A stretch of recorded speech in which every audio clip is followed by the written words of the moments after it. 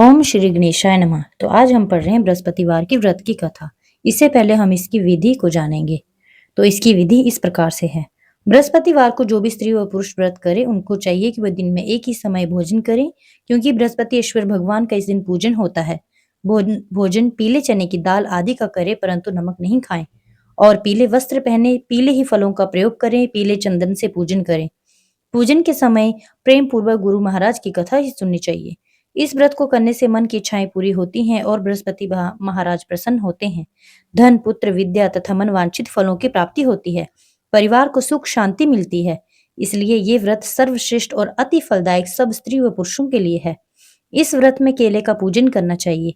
कथा और पूजन के समय मन, कर्म, वचन से शुद्ध होकर जो इच्छा हो बृहस्पति देव की प्रार्थना करनी चाहिए। उसकी इच्छाओं को बृहस्पति देव अवश्य पूर्ण करते हैं। तो अब हम इस कथा को पढ़ेंगे।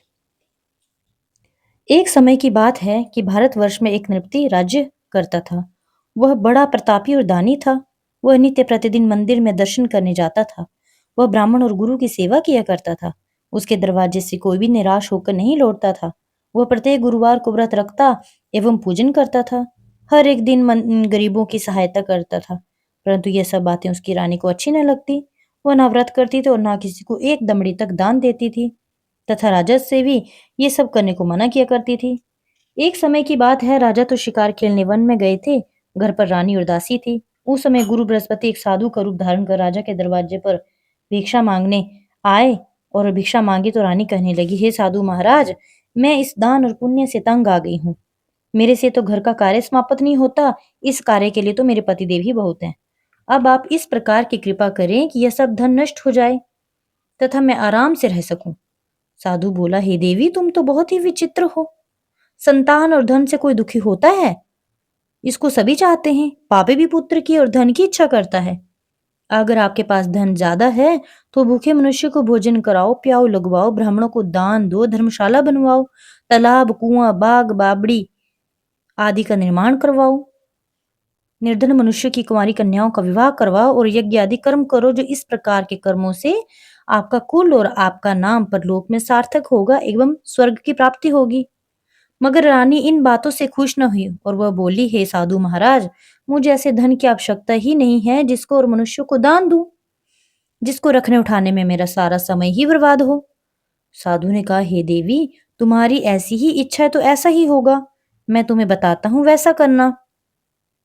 बृहस्पति के दिन घर को गोबर से लिपना, अपने केशों को धोना, केशों को धोते समय स्नान भी करना। राजा से कहना कि वह हजामत करवाए। भोजन में मांस, मदिरा, कपड़ा, धोबी के यहाँ धुलने डालना। इस प्रकार 7 बृहस्पतिवार करने से तुम्हारा सब धन नष्ट हो जाएगा। ऐसा कहकर साधु अंत ध्यान हो गए। रानी ने साधु के कहने के अनुसार वैसा ही किया।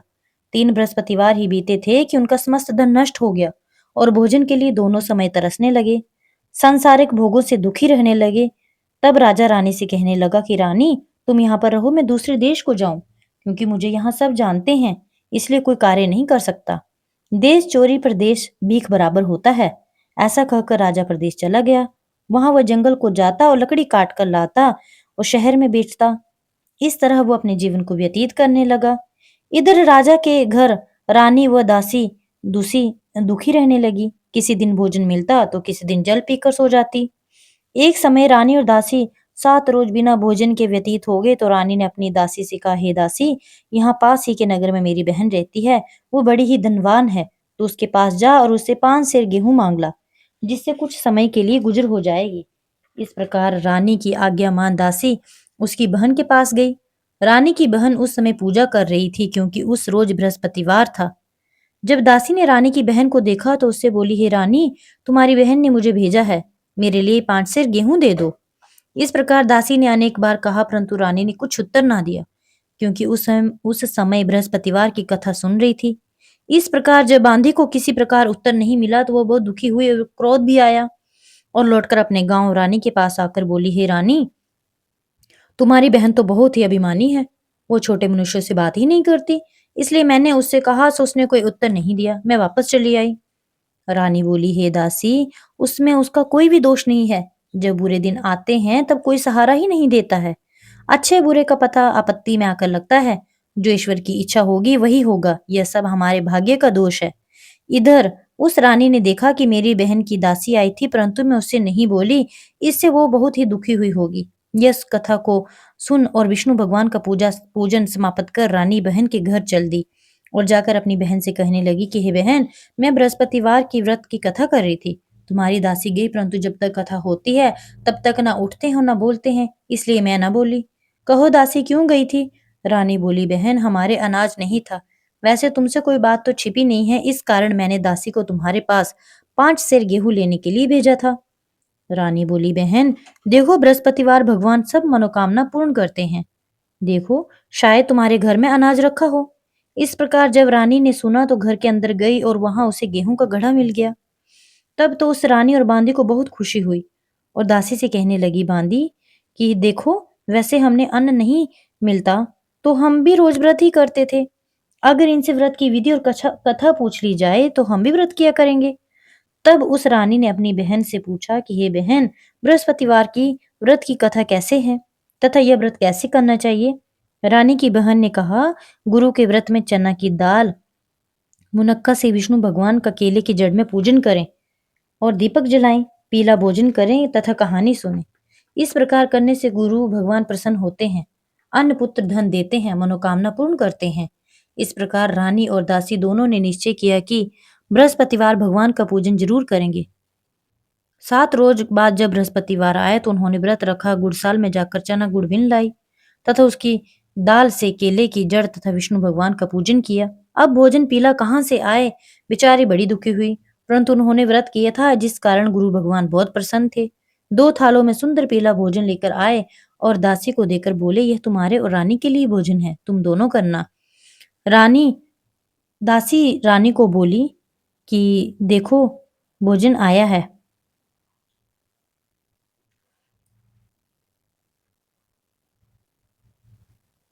दासी भोजन पाकर बड़ी खुश हुई और रानी से बोली, रानी जी भोजन कर लो। रानी को इस विषय में पता नहीं था, इसलिए वह दासी से बोली, तू ही भोजन कर, क्योंकि तू व्यर्थ ही हमारी हंसी उड़ाती है। दासी बोली, एक महात्मा भोजन दे गया है। रानी कहने लगी, वह भोजन तेरे लिए ही दे गया है, तू ही भोजन कर।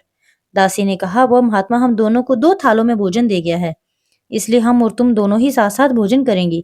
इस प्रकार रानी और बांदी दोनों ने गुरुवार भगवान को नमस्कार कर भोजन आरंभ किया तथा अब वह प्रत्येक बृहस्पतिवार को गुरु भगवान का व्रत और विष्णु पूजन करने लगी। बृहस्पति भगवान की कृपा से फिर रानी और दासी के पास धन हो गया। फिर रानी उसी प्रकार आलस्य करने लगी। तब दासी बोली, देखो रानी, तुम पहले से इस प्रकार आलस करती थी, तभी तुम्हें धन रखने में कष्ट होता था, इसी कारण सब धन नष्ट हो गया।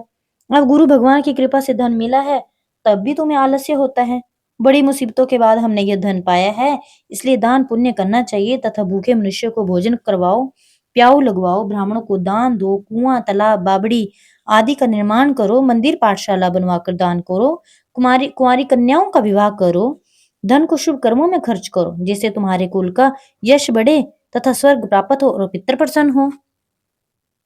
तब रानी ने इसी प्रकार कर्म करना आरंभ किया तो काफी यश फैलने लगा। एक दिन रानी और दासी विचार करने लगी, ना जाने राजा किस प्रकार से होंगे, उनकी कोई खबर नहीं। गुरु भगवान से प्रार्थना की। भगवान ने रात्रि में राजा को स्वप्न में कहा, हे राजा, उठ, तेरी रानी तुझको याद करती है, अपने देश को चलो।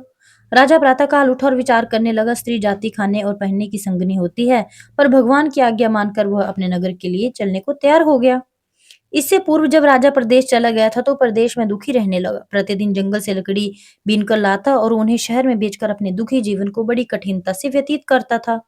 एक दिन राजा दुखी हो अपनी बातों को याद करके रोने लगा। तब उस जंगल में से बृहस्पति एक साधु का रूप धारण कर आए और राजा के पास आकर बोले, हे लकड़हारे, तुम इस सुनसान जंगल में किस चिंता में बैठे हो? मुझको बताओ। यह सुन राजा के नेत्रों में जल भर आया। साधु की वंदना कर बोला, हे भगवान, आप सब कुछ जानने वाले हो। इतना कहकर साधु को अपनी संपूर्ण कहानी बतला दी। महात्मा दयालु होते हैं, उनसे बोले, हे राजा, तुम्हारी स्त्री ने बृहस्पति देव का अपराध किया था, जिस कारण तुम्हारी ये दशा हुई है। अब तुम किसी प्रकार की चिंता मत करो, भगवान तुम्हें पहले से अधिक धनवान करेगा। देखो, तुम्हारी स्त्री ने भी गुरुवार का व्रत करना प्रारंभ कर दिया है और तुम मेरा कहा मानकर बृहस्पति का व्रत करके चने की दाल गुड़ जल के लोटे में डालकर केले का पूजन करो, फिर कथा कहो और सुनो। भगवान तेरी सब मनोकामनाओं को पूर्ण करेगा। साधु को प्रसन्न देख राजा बोला, हे प्रभु, मुझे लकड़ी बेचकर इतना पैसा नहीं मिलता जिससे मैं भोजन करने के उपरांत कुछ बचा सकूं। मैंने रात्रि को अपनी रानी को व्याकुल देखा है, मेरे पास कुछ भी नहीं जिससे मैं उसकी खबर मंगवा सकूं। और फिर कौन सी कहानी कहूँ, यह मुझको कुछ मालूम भी नहीं है। साधु ने कहा, हे राजा, तुम किसी बात की चिंता मत करो। बृहस्पतिवार के दिन तुम रोजाना की तरह लकड़ियां लेकर शहर को जाओ।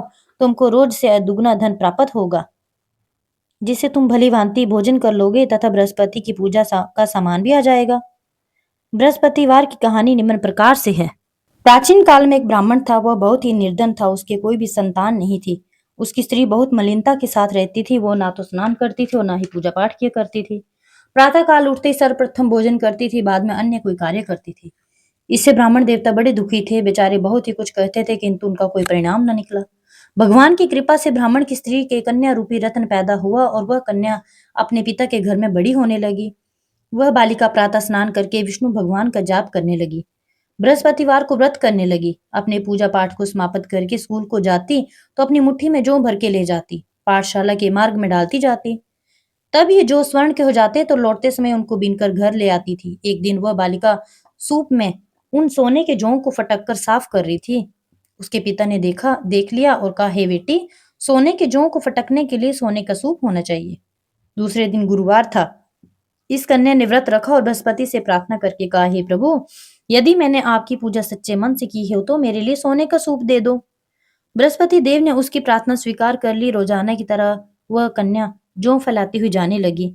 जब जो लौटकर जौ बीन रही थी तो बृहस्पति देव की कृपा से सोने का सूप मिला। उसे वह घर ले आई और उससे जौ साफ करने लगी, परंतु उसकी माँ का वही ढंग रहा। एक दिन की बात है, वह कन्या सोने के सूप में जौ को साफ कर रही थी तो उस समय एक शहर का राजपुत्र वहां होकर निकला। इस कन्या के रूप को और कार्य को देखकर मोहित हो गया तथा अपने घर आकर भोजन तथा जल त्याग कर उदास होकर लेट गया। राजा को इस बात का पता लगा तो अपने प्रधानमंत्रियों के साथ उसके पास आए और बोले, हे बेटा, तुम्हें किस प्रकार का कष्ट है? किसी ने अपमान किया है अथवा कोई और कारण हो सो कहो, मैं वही कार्य करूंगा जिससे तुम्हें प्रसन्नता हो। राजकुमार ने अपने पिता की बातें सुनी तो वह बोला, मुझे आपकी कृपा से किसी बात का दुख नहीं है। किसी ने मेरा अपमान भी नहीं किया है, परंतु मैं उस लड़की के साथ विवाह करना चाहता हूँ जो जौ सोने के सूप में सोने के जौ को साफ कर रही थी। यह सुन राजा आश्चर्य में पड़ा और बोला, हे बेटा, इस तरह की कन्या का पता तो तुम्हें लगाओ, मैं उसके साथ तेरा विवाह अवश्य ही करवा दूंगा। राजकुमार ने उस लड़की के घर का पता बतलाया। तब मंत्री उस लड़की के घर गए और ब्राह्मण देवता को सभी हाल बतलाया। ब्राह्मण देवता राजकुमार के साथ अपनी कन्या का विवाह करने के लिए तैयार हो गया तथा विधि विधान के अनुसार ब्राह्मण की कन्या का विवाह राजकुमार के साथ हो गया। कन्या के घर जाते ही पहले की भांति उस ब्राह्मण देवता के घर में गरीबी का निवास हो गया। अब भोजन के लिए भी अन्न बड़ी मुश्किल से मिलता था। एक दिन दुखी होकर ब्राह्मण देवता अपनी पुत्री के पास गए। बेटी ने पिता की दुखी अवस्था को देखा और अपनी माँ का हाल पूछा। तब ब्राह्मण ने सभी हाल कहा। कन्या ने बहुत सा धन देकर अपने पिता को विदा कर दिया। इस तरह ब्राह्मण का कुछ समय सुखपूर्वक व्यतीत हुआ। कुछ दिन बाद फिर वही हाल हो गया। ब्राह्मण फिर अपनी कन्या के यहाँ आया और सारा हाल कहा तो लड़की बोली, हे पिताजी, आप माता को यहाँ ले आओ, मैं उसे विधि बता दूंगी जिससे गरीबी दूर हो जाएगी। वह ब्राह्मण देवता अपनी स्त्री को लेकर पहुंचा। वह कन्या अपनी माँ को समझाने लगी, माँ, तुम प्रातःकाल उठकर स्नान आदि करके विष्णु भगवान का पूजन करो तो दरिद्रता दूर हो जाएगी। परंतु उसकी माँ ने एक भी बात नहीं मानी और प्रातःकाल उठकर अपनी पुत्री के बच्चों की जूठन को खा लिया। एक दिन उसकी पुत्री को बहुत गुस्सा आया और एक रात कोठरी से सभी सामान निकाल दिया और अपनी माँ को उसमें बंद कर दिया। प्रातःकाल उसमें से निकाला तथा स्नान आदि करा के पाठ कराया तो उसकी माँ की बुद्धि भी ठीक होगी और प्रत्येक बृहस्पतिवार को व्रत करने लगी। इस व्रत के प्रभाव से उसकी माँ भी बहुत धनवान और पुत्रवती होगी और बृहस्पति जी के प्रभाव से स्वर्ग को प्राप्त हुई। तब वह ब्राह्मण भी सुखपूर्वक इस लोक के सुख भोग कर स्वयं स्वर्ग को प्राप्त हुए। इसी तरह यह कहानी कहकर साधु देवता वहां से लोप हो गए। धीरे धीरे समय व्यतीत होने पर बृहस्पति का दिन आया। राजा जंगल से लकड़ी काटकर शहर में बेचने गया। उसे उस दिन का और दिन से अधिक पैसा मिला। राजा ने चना गुड़ लाकर गुरुवार का व्रत किया। उस दिन से उसके सभी क्लेश दूर हो गए, परंतु जब दोबारा गुरुवार का दिन आया तो बृहस्पति का व्रत करना भूल गया। इस कारण बृहस्पति भगवान उनसे नाराज हो गए। जिस उस दिन नगर के राजा ने विशाल यज्ञ का आयोजन किया तथा शहर में यह घोषणा कर दी कि कोई भी मनुष्य अपने घर में भोजन ना बनाए, ना आग जलाए, समस्त जनता मेरे यहाँ भोजन करने आए। इस आज्ञा को जो नहीं मानेगा उसे फांसी की सजा दे दी जाएगी। इस तरह की घोषणा संपूर्ण नगर में करवा दी गई। राजा की आज्ञा के अनुसार शहर के सभी लोग भोजन करने गए, लेकिन लकड़हारा कुछ देर से पहुंचा, इसलिए राजा उसको अपने घर ले गए और ले जाकर भोजन करा रहे थे, तो उसकी रानी की दृष्टि उस खूंटी पर पड़ी, जहाँ पर उसका हार लटका हुआ था। अब वो वहाँ पे नहीं दिखाई दिया, तो रानी ने सोचा कि यह हार ज़रूर इसी ही मनुष्य ने चुरा लिया है। उसी समय सैनिकों को बुलाकर उसको जेल खाने में डाल दिया। वह राजा जेल में पड़ गया और बहुत दुखी होकर विचार करने लगा कि ना जाने कौन से पूर्व जन्म के कर्म से मुझे ये दुःख प्राप्त हुआ है। उसी साधु को याद करके रोने लगा, जो जंगल में मिला था। उसी समय तत्काल बृहस्पति देव साधु के रूप में प्रकट हुए और राजा को देखकर कहने लगे, मूर्ख, तूने बृहस्पति देव की कथा नहीं की, इस कारण तुझे यह दुःख प्राप्त हुआ है। अब चिंता मत कर, बृहस्पति के दिन जेल खाने के दरवाजे के पास 4 पैसे पड़े मिलेंगे, उनसे तुम बृहस्पति देव की पूजा करना, तेरे सभी कष्ट दूर हो जाएंगे। बृहस्पतिवार के रोज उसे 4 पैसे पड़े मिले। राजा ने कथा कही। रात्रि को बृहस्पति देव ने उस नगर के राजा को स्वप्न में कहा, हे राजा, तुमने जिस आदमी को जेल खाने में दिया है वह निर्दोष है, वह राजा है, उसे छोड़ देना। रानी का हार उसी खूंटी पर लटक रहा है। अगर तुमने ऐसा नहीं किया तो मैं तेरे राज्य को नष्ट कर दूंगा। इसी तरह वह रात्रि के स्वप्न को याद कर प्रातःकाल उठा और खूंटी पर हार देखकर लकड़हारे को बुलाकर क्षमा मांगी तथा राजा को सुंदर योग्य आभूषण वस्त्र देकर विदा किया तथा गुरुदेव की आज्ञा अनुसार राजा अपने नगर को चल दिया। राजा जब नगर के निकट पहुंचा तो उसे बहुत बड़ा आश्चर्य हुआ। वहां पहले से अधिक बाग, तालाब, कुएं, बहुत सी धर्मशाला आदि बन गए थे। राजा ने पूछा कि ये किसका बाग है? तब नगर के सब लोग कहने लगे, यह सब रानी और बांदी का बनाया हुआ है। तो राजा को आश्चर्य हुआ और गुस्सा भी आया। जब रानी ने खबर सुनी कि राजा आ रहे हैं, तो उसने अपनी बांदी से कहा कि देख, राजा हमको कितनी बुरी हालत में छोड़कर गए थे, अब हालत देखकर लौट ना जाएं, इसलिए तू दरवाजे पर खड़ी हो जा। आज्ञा अनुसार दासी दरवाजे पर खड़ी होगी और राजा आए तो उन्हें अपने साथ लिवा लाई।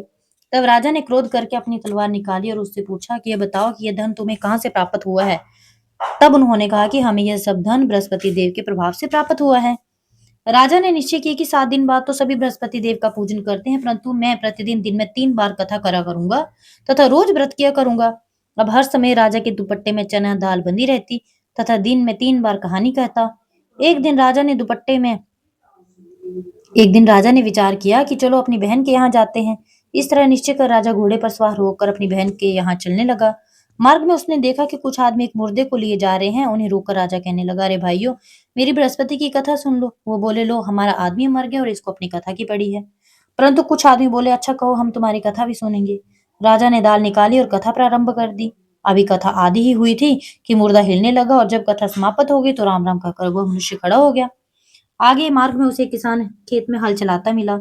राजा ने उसे देखा और उससे बोला, अरे भैया, तुम मेरी बृहस्पति की कथा सुन लोगे? किसान बोला, जब तक मैं तेरे से कथा सुनूंगा तब तक मैं 4 हैया जोत लूंगा।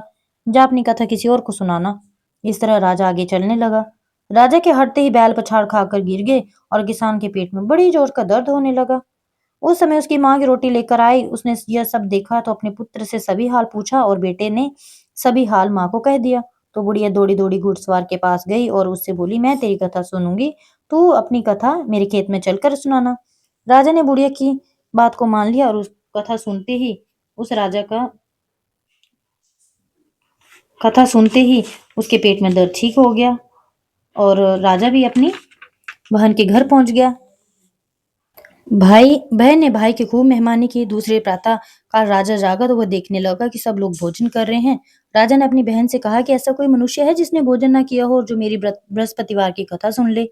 बहन बोली, भैया, ये ऐसा देश है, यहाँ लोग पहले भोजन करते हैं, बाकी अन्य काम बाद में करते हैं।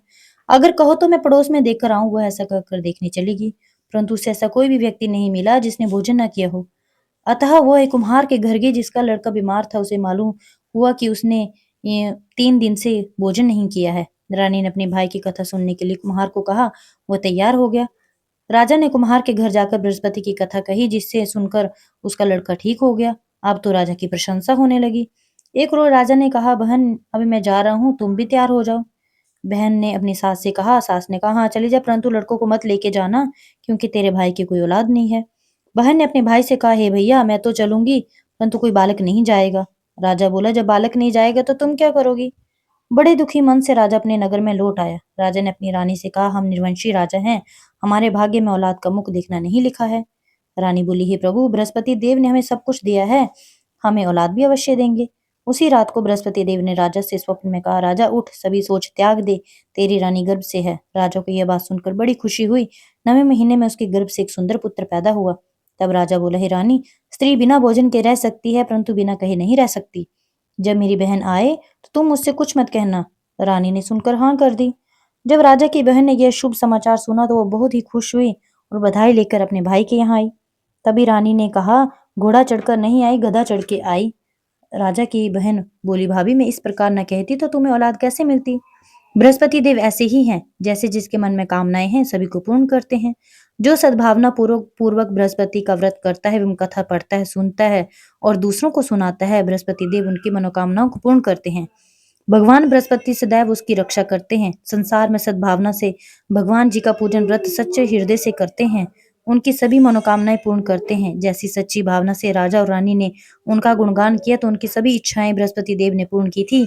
इसलिए सबको कथा सुनने के बाद प्रसाद लेकर जाना चाहिए। हृदय में उनका मनन करते हुए जय जयकार बोलना चाहिए।